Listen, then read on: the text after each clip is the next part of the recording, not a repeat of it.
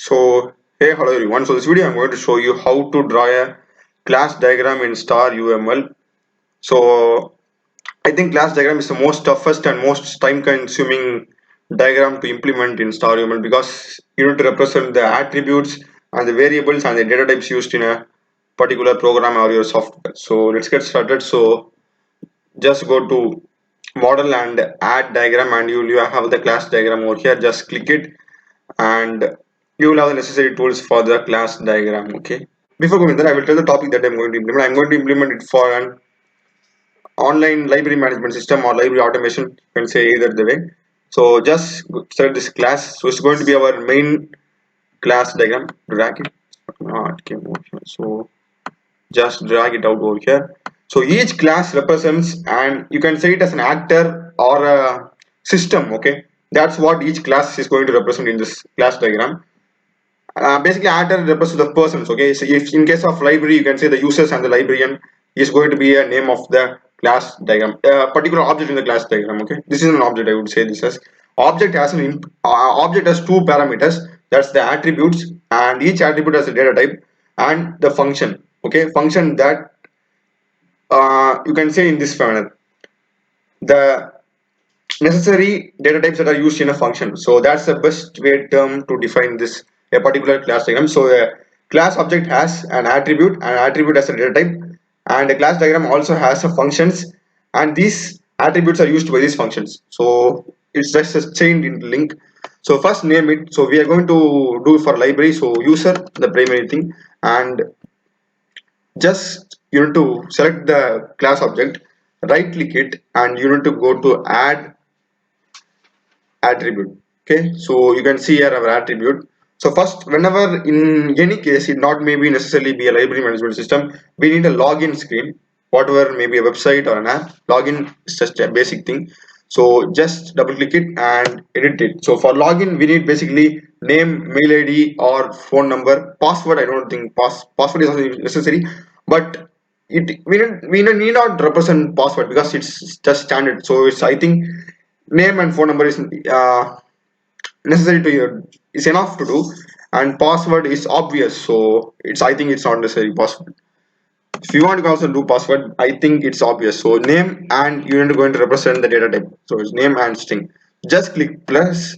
Okay, it's going to give you another attribute. Okay, so now it's going to be mail id, and mail id it's also is going to be in the form of a string. Okay, just click plus, and next thing is going to be phone number. So it's going to be an integer. Okay, so I think these are good for login. And the operation, okay, for operation just select that class object, right click it, go to add, and not reception, sorry, go to select it, add operation. So you can see our operation won't getting displayed, so double click it, delete it. So it's going to be login. I think we will get double parenthesis. Yes, we get the double parenthesis automatically. So we're going to do login, and another thing is sign up. Okay, sign up is for many of you know, would be knowing sign up for creating account for the first time and login if you have already created or registered. So I think this is the basic startup for any user in any project. Maybe it may be online stuff. Signing is the first part. So for library system, the next actor or the next person who is major who plays a major part is the librarian. Okay, so create a class object for our librarian. Drag and drop isn't working. Select it. Okay, it's going to. So librarian is like a person who collects all the back end data and he manipulates it. But in this case, our library management system is going to be centralized one, and both the librarian and the user will have a password and login and sign up to access it. So it's going to act as a mediator, a library system. That's how I've designed it. So our librarian will also have all the librarian, okay, will all also have the same attributes and data types as of the user. So right click, add attribute. So he will also have a name, so it's going to be string, and just change it string, and he will also have a mobile number and password, etc. So you can add here mobile number, password, everything you can add over here. So I will give it that up to you. And his functions are also to right click, add operation. His function is also to so login, and I can you can give additional functionality to a librarian, because it's not just going to log in and just see some books and order some books. It's also going to can perform many operations. You can add books, okay, add book, and you can even remove book, and update a book update. So you can do whatever you like, whatever you want. So a main thing I would say in a class diagram is the format. So if you follow this format, I think nearly 75% of your class diagram will get over. So you can give whatever you want the functionality to a particular character. So it's totally up to you, okay. So we are not, it's not about just implementing, we are just giving representing a diagrammatical form. So you can give life to your imaginations over here. So next thing is so we are done with our date this operation. It's not necessary. So we're done with our two actors. So they are living things in our library management system. Next thing is going to be a centralized book system which is going to connect both the librarian and the user. So for that, just get a class, click and drag. So this one is going to be a little bit big, because this centralized book system is playing a great part in this one. So I'm named as central book system.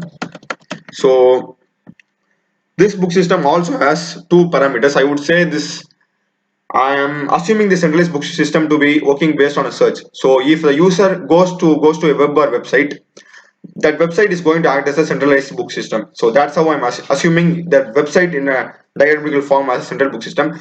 So the user will go and search a book. So there are many ways of searching a book. So by using the book ID, that barcode something you will have, or by the author name, or by the book name directly. So that's what I'm going to do over here. So right click, add attribute. So the first thing is going to be the book ID. So the book ID can be characterized by the library or by its barcode number. So it's going to be int anyway. And next, add another two. So the user can also search, as I told you earlier, by using the author name. So it's going to be string, and next one is going to be the book name. Okay, so this one is also going to be a string, right?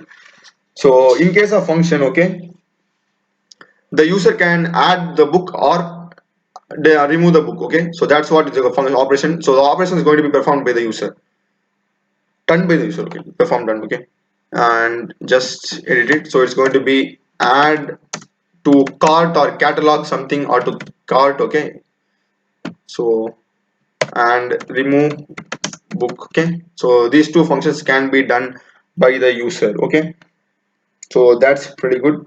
And next thing what we need to do is, so in case if you are very satisfied with this diagram, in case your number of weightage of marks is very less for a diagram, you can even stop with this just by putting arrows. So dotted arrows from this one to this, and this information are then passed to the librarian, and the librarian then can even edit it. So librarian can, so this will be actually a two-way arrow from librarian to central book systems, or it can be one. It's totally up to you. But in case if you have very high marks, 10 20 marks for your diagram, you will be naturally forced to add more diagrams, even it is not necessary, as in this case I will do it for you. So forcibly adding more diagrams will look like more exaggerating the simpler diagram. So I will do that for you. So in this case, we can totally extend based on our creativity. So you can add like this catalog or an inventory. So basically library will have an inventory, and like this retail store, on a retail store, they will have an inventory. Yeah, you can take any store, generally they will going to have an inventory where they will have the list of items available in the form of stocks.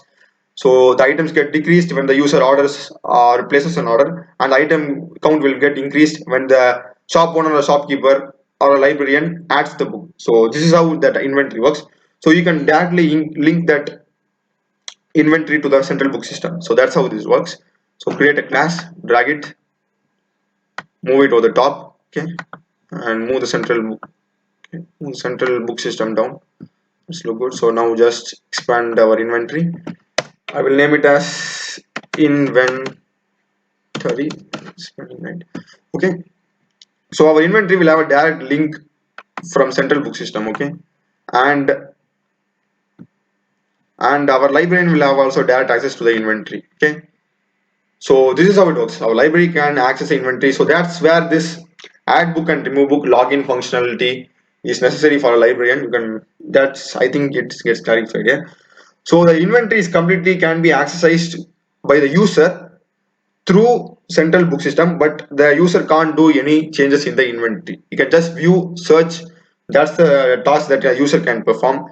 But the librarian can add book, remove book. That's why I've given functionality to the. So inventory is also going to have the same attributes as in case of our central book system. It's going to take the book ID, author name, book name. So it's going to be the same thing. I don't want to bore you by doing that. Put the same thing there. And in case of operations, our inventory is going to have update, search. You can have update, search. I think that's enough. Remove. That's how search is main thing in inventory, because the librarian is going to check for the stocks available or not. So I think that's enough. And so if you are not satisfied with this inventory also, you can go for another thing. I will show that to you. So it's going to be a surprise. It's going to be a notification system. Okay. So this is also quite common for all the types of software designs. Okay, notification system. So in case if you want to exaggerate your diagram into such a greater extent for marks, you can do this stuff. So just type notifications. Okay. So as you have guessed, notifications are also going to go to the users. So notifications can't be controlled by the users. So notifications can be sent. Notifications are controlled by the librarian and the central book system. Okay, and the notifications are then sent to the user. So this is how this works. Okay, so that's good. So in case of notification, you can, I will also send this. You can send the username, book ID, and the author name that the user has added to the cart or ordered online. And you can also give information to the user about the issue date, the return date, etc., and also the money, how much the book is going to cost. Also you can add that money cost over here also. I actually forgot that. It's also important thing. Central book system, we're going to also add. Okay, add, not add, select the whole thing, right click, add, select the whole thing, add, and attribute. So forgot a main thing. So it's going to be book price. Okay, so that's the main thing. So book price is going to be obvious. It can be decimal or an integer. Okay, I would like to keep it as a whole number, so integer is good.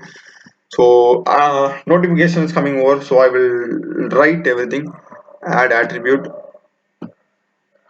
So our first attribute is going to be username.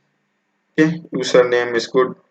You can just fill the data types over here. So it's going to be username, username. Okay, and our next attribute, I would say the book ID, user ID. Okay, that's the same things, blah blah blah over there. Okay, user ID, book ID, user ID, same thing. You can give int, decimal, whatever you wish. And the issue date, and these are going to be the new parameters or the attributes that are going to come. Issue date, so this varies according to you. So it's going to be of date type. Okay, issue date, due date, or any other information about any other new info, new updates that a librarian wants to give to the user, like new arrival of books and availability of stocks. These books are this much stocks, and you can order any offer, any updates. And in case of the system is not going to work, any updation in the website or an app. So this all can be done with the help of notifications. In case if the librarian want to notify the user. So other than this, many other things, like as I said earlier, new arrival. So